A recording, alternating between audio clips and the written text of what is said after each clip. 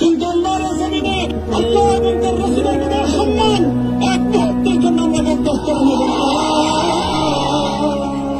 আমরা আমাদের সর্বোচ্চ ত্যাগ এবং কোরবানি স্বীকার করতে প্রস্তুত রয়েছি, জীবন দিতে প্রস্তুত রয়েছি। আসসালামু আলাইকুম। কি অবস্থা সবার, কেমন আছেন? আশা করছি আপনারা সকলে ভালো আছেন, সুস্থ আছেন। আপনাদের সকলকে জানাচ্ছি আন্তরিক শুভেচ্ছা ও মোবারকবাদ। সুপ্রিয় দর্শক শ্রোতা, ভিডিওর শুরুতেই মহান রবের শুকরিয়া আদায় করছি, আলহামদুলিল্লাহ তুম্মা আলহামদুলিল্লাহ। আপনারা সকলেই সামাজিক যোগাযোগ মাধ্যম ফেসবুক এবং ইউটিউবের মাধ্যমে এবং স্যাটেলাইট নিয়ন্ত্রিত টিভি চ্যানেলগুলোর প্রচারের মাধ্যমে জানতে পেরেছেন বাংলার সিংহ পুরুষ, লাখো যুবকের হৃদয়ের স্পন্দন, শাইখুল হাদিস ইবনে শাইখুল হাদিস বাতিলের আতঙ্ক আল্লামা মামুনুল হক সাহেব দীর্ঘ ৩ বছর পর কারাগার থেকে মুক্তি পেয়েছেন। আলহামদুলিল্লাহ তুম্মা আলহামদুলিল্লাহ। মুক্তি পাওয়ার পর লাখো তৌহিদি জনতা হযরতের এই আগমনে আনন্দে উল্লাসে মেতে উঠেছেন এবং স্লোগানে স্লোগানে হুজুরের গাড়িকে সামনে রেখে মুখরিত হয়েছে পুরো ঢাকার এলাকাবাসী। আলহামদুলিল্লাহ। খাঁচার মধ্যে যতভাবে সিংহকে আপনি বন্দী করে রাখেন না কেন, সিংহ তার গর্জন দিয়ে যাবে। বাঘকে আপনি যতবার যত কঠিন লোহার জিনজিরের মধ্যে বন্দী করে রাখেন না কেন, বাঘ তার গর্জন দিয়ে যাবে। আল্লামা মামুনুল হক সাহেবদেরকে যতবার বন্দী করবেন, যতবার আটকানোর চেষ্টা করবেন, মামুনুল হক সাহেবদের কণ্ঠকে স্তব্ধ করা যাবে না। কারণ মামুনুল হক সাহেবরা কথা বলে ইমানের শক্তিতে উজ্জীবিত হয়ে কথা বলে। মামুনুল হক সাহেবরা আল্লাহর শক্তিতে শক্তিবান হয়ে কথা বলে।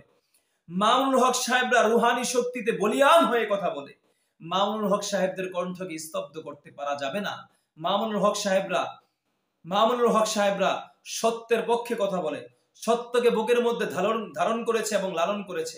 মামুনুল হক সাহেবদের বিরুদ্ধে কোনো ধর্ষণ মামলার অভিযোগ আপনারা কেউ দিতে পারবেন না। যেগুলো করা হয়েছে এগুলো অন্যায় করা হয়েছে এবং কি জুলুম করা হয়েছে এবং কঠিন ষড়যন্ত্রের শিকার হয়েছে মামুনুল হক সাহেব। আরে মামুনুল হক সাহেবরা এদেশের টাকা অন্য দেশে পাচার করে নাই। মামুনুল হক সাহেবদের কানাডার মধ্যে বাড়ি নাই। মামুনুল হক সাহেবদের বিরুদ্ধে কোনো দুর্নীতি মামলা নেই। মামুনুল হক সাহেবরা দেশের সম্পদকে চুষে চুষে খায় নাই।